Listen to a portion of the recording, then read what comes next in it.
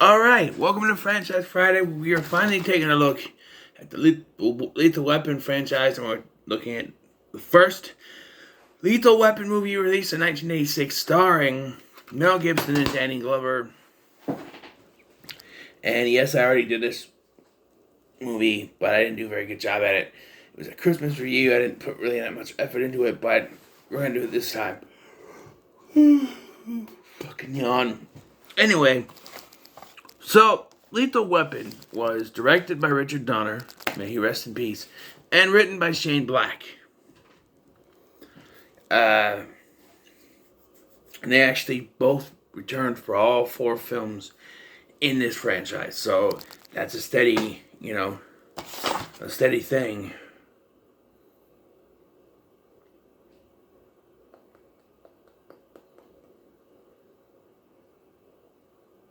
Well, he didn't, I guess, Shane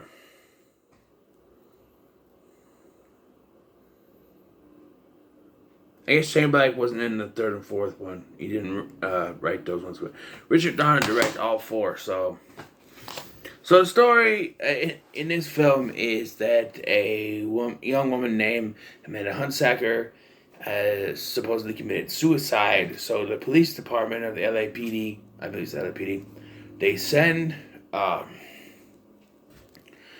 they team up Sergeant Murtaugh with Lieutenant Martin Riggs in an effort to try to figure out what's going on with the case.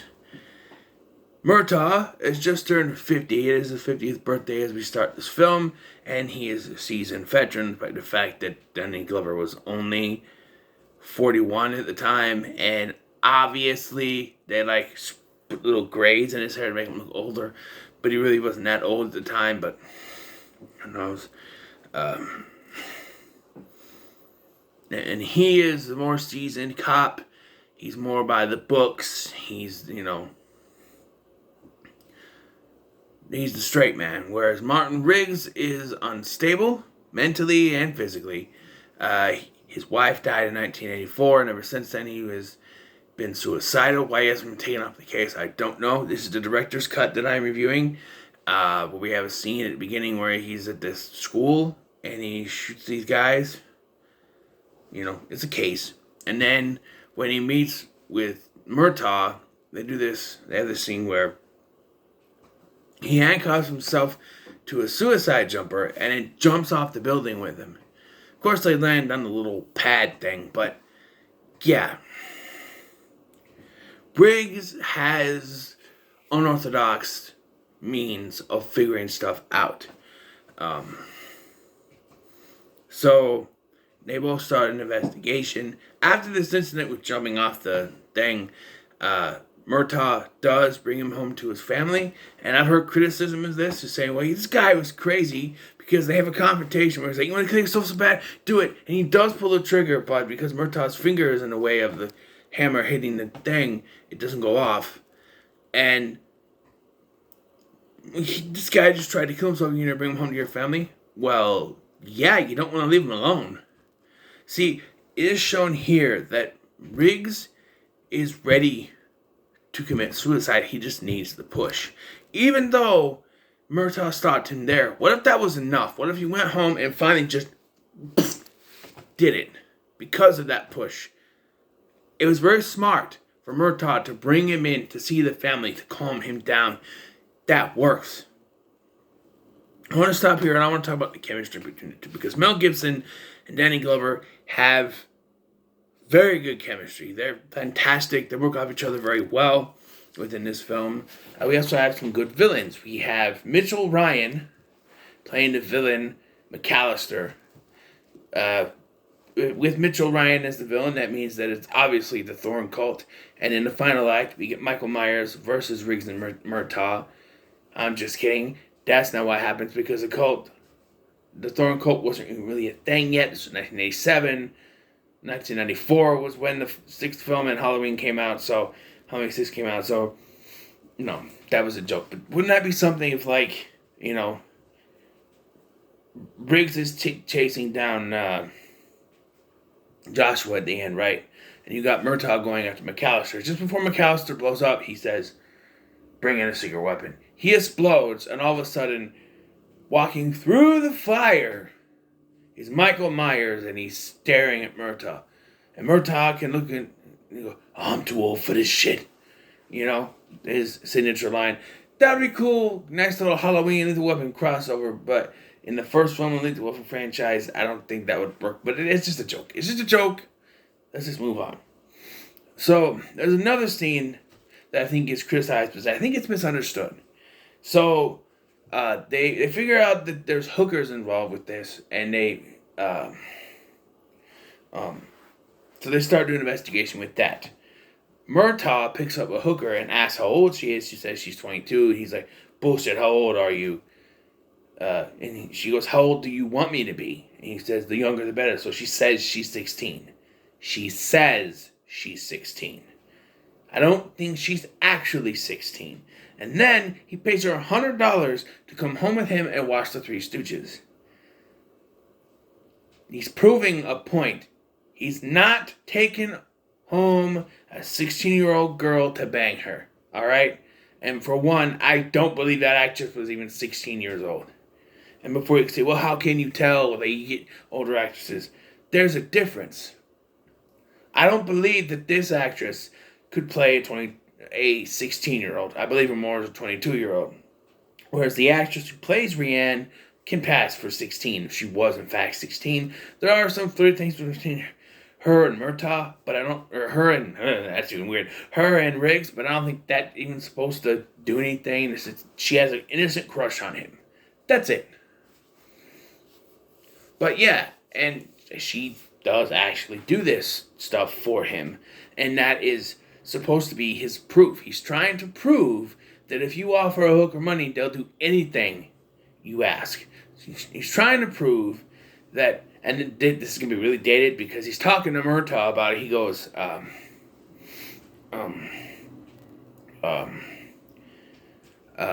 Amanda Hunsaker had company in the bed that night, and we only assume it was a man.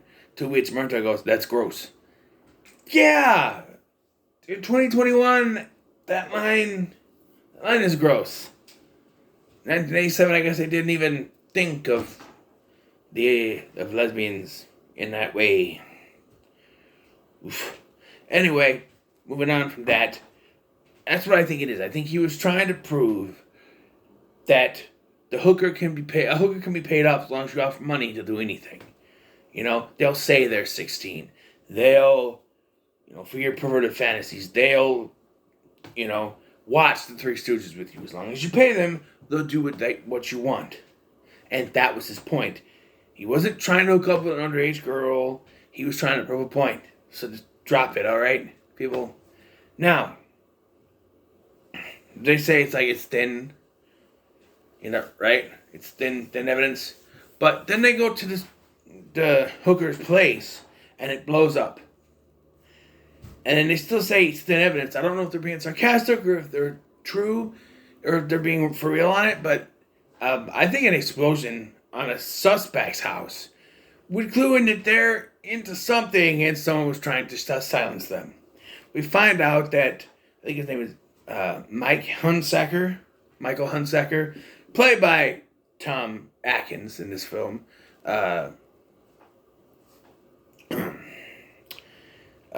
who is Amanda's father, was part of this secret group back during the Vietnam War. And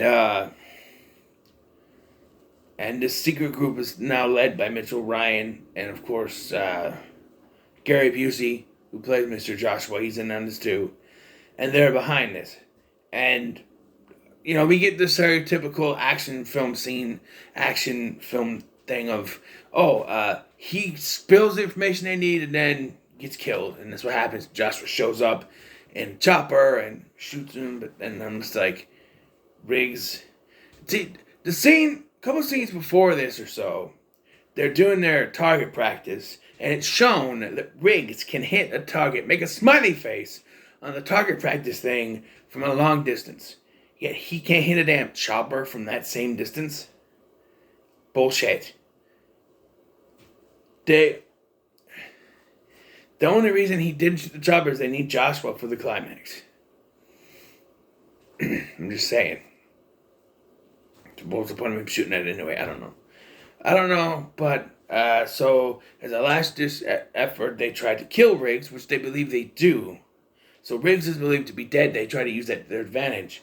Then they kidnap, or our heroes to use an advantage. And then the bad guys kidnap Murtaugh's oldest daughter, Rianne, and try to use her to lure Murtaugh, to be complicit. And they want to find out what information the cops know about them.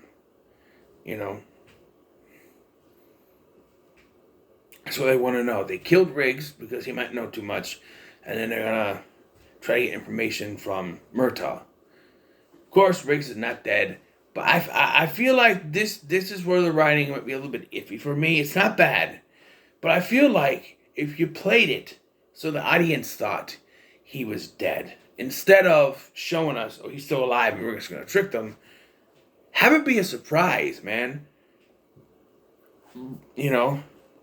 It's reported that Riggs is dead. Murtaugh, after finding this out, runs back to his family's house, right? Sees that his daughter has been kidnapped, right? And so he takes the bait. But it's a trap. Riggs is still alive. He starts shooting people. Of course, it doesn't work. Maybe that's why they didn't have it be a secret, because this wasn't going to work. And they were getting captured. And they do this thing. And, okay, so I'm confused. So they do the thing where they take the two electrical things and stick it to the electrical cord or whatever you call it, the jumper cables. And hook that to a battery and then hook it up to a sponge and do the stick to the thing, right? But then they have water pouring down on him. And I'm just confused as to why they even need the sponge then. And he's going, because the sponge, you're supposed to dip the sponge in water and then electrify it. Why do you need the sponge if the water is pouring down? So he doesn't get completely electrocuted and die? I don't know. They're going to kill him anyway, so it doesn't really matter. I did laugh at a couple of times. Joshua was electrocuted for doing this. Well, of course you're not going to touch the body while he's doing it. He's like, do it again. And he grabs the body. Ah! I'm like, well, yeah, you told him to do it again. You don't touch. No. Maybe that's what happened. Gary Busey got executed a couple times in this, and then he went crazy, Gary Busey. Who knows? But we get the final chase scene, and for me, this is where it kind of dips a little bit, because normally in a buddy cop movie, the final thing is both of them trying to take down the bad guys together. But they split up. Riggs chases Joshua, who's in a car, on foot, for some reason, through traffic. And it doesn't avail to nothing because he gets away. And then Murtaugh goes after McAllister, Mitchell Ryan's character. And I went, wait, isn't he dead already? Because there's this older looking dude that they shoot and he gets hung upside down. And I'm like, okay, so they just killed Mitchell Ryan like that? And they're like, Mr. McAllister, it's time for you to die. I'm like, he's dead. You shot and he's hanging. That wasn't him. That was someone else who kind of from behind looked like Mitchell Ryan, I guess. But yeah, he tries to get away. He tries to get away and doesn't, because Murtaugh blew him up because there's explosives in there. I guess he gets blowed up, and then we get a fight in the sprinkler, not a sprinkler, but so Joshua gets to Murtaugh's house. And I thought this was the one with the bomb on the toilet, but I think this is the next one. The second one, all four of these films are good, but the second one frustrates me the most. And we'll get to that when I review it, but it does frustrate me. And those of you might know why. Just like the bad guy from Lethal Weapon 2. I got diplomatic immunity, so Hammer, you can't sue. There's a hint. So they have this fight. What happens is Joshua gets there. They already anticipated it. Joshua shows up. He kills these two cops. Which, if they already anticipated it, why did they let him kill the two cops? Because he goes in and he finds a note. Sorry, just us cops. And I'm like, wait, if they knew he was going to why did you let two cops die for no reason for your cause. Like, why? That doesn't make any sense to me. Why did you? No, it just doesn't. No, that doesn't make any sense. This is a setup. You would, because then they use the cop's car and they bash through the house, which Murtaugh's gonna have to get redecorated, and then at the end of the film, it's just been refixed, I guess. But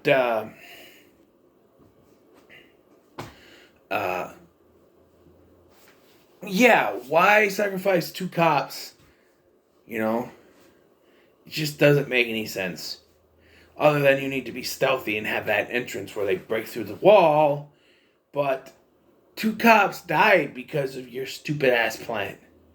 And then it ends up just a fight in the what do you call it? Not a fire extinguisher. Yeah, the fire extinguisher. No, not the fire extinguisher. The thing. You put the fire hose in and it pumps the water out. The thing. Fire hydrant. That's what it is. Fire hydrant bursts when Joshua runs it over with the cop car, or the cop car runs it, because I don't know. And then they run the cop car through. And, maybe they were wearing Kevlar and not actually dead, but no, they say that two of our friends are dead or whatever. Two cops down, two cops dead. I'm like, what? So you allowed them to die just for your plan to work? That doesn't make any sense. Although you could always say that Riggs came up with that, but who knows. Anyway, so Joshua and Riggs, they have this fight with the hydrant spraying out water, and it's a little hard to see, but it's decent. It ends with Riggs putting him in a triangle choke and making him choke. There's a part where Riggs is about to be, like, Joshua's shoving his face in the water, he's about to drown. And I'm like, why is anyone getting in there to help him? And even Riggs is like, let me help. And he's like, no. And he gets out and he puts him in a triangle choke. And he's like, choke him out. He's not getting off that easy. And then he tries to the cops tried to arrest him. He grabs one of the guns. Both of them shoot him. And I'm like, oh, that's his bullet. That's the last bullet. He used that. No, because they come back to that at the end where he gives the bullet to Roger. And he's like, he gives it to Rianne, who answers the door, and he's like, they make jokes about his wife's cooking. He's like, I'm not going to eat this terrible turkey on my own. After all we've been through, you think I'm going to eat this terrible turkey on my own? This movie was fun. It's a fun watch. I recommend it. I'm going to give it a 9 out of 10. I don't think it's perfect. There are some problems, logic problems, like two cops dying for a plan to work. Are we not going to talk about the fact that even though it was for research purposes, Briggs still bought a hooker. Even if he didn't have sex with her, he still paid the hooker money. I'm assuming. We're not going to talk about that. No, should be a big hole in the side of Roger's house, but by the end of the film, it's just not addressed. Nothing. They fix it that quick. And it's Christmas, so couldn't have been that long. And yes, this is a Christmas movie, much like Die Hard. While Christmas isn't present through the entire film like Die Hard, it starts with a Christmas song, it ends with a Christmas song. Christmas is mentioned throughout the film. It's Christmas. Just because there's no snow, it takes place in L.A., huh? It doesn't mean that it's not Christmas-like. It's a Christmas film, all right? Deal with it. The other ones, I can't speak for. I don't think they are. But this one, it even felt weird because it starts off with like Jingle Bell Rock or something. I'm just like, in August, watching this. It's weird. But yeah, this is a Christmas movie. But yeah, Lethal Weapon gets a 9 out of 10 for me. It's almost perfect in my opinion. There's no other action movies like Die Hard and Con Air, but still pretty good. So we'll see. I've watched each of these maybe once. Now I've watched Lethal Weapon like 4 times, the first one. But all the other ones, the sequels and stuff, I've watched each once. The only thing I know about that is Joe Pesci and okay.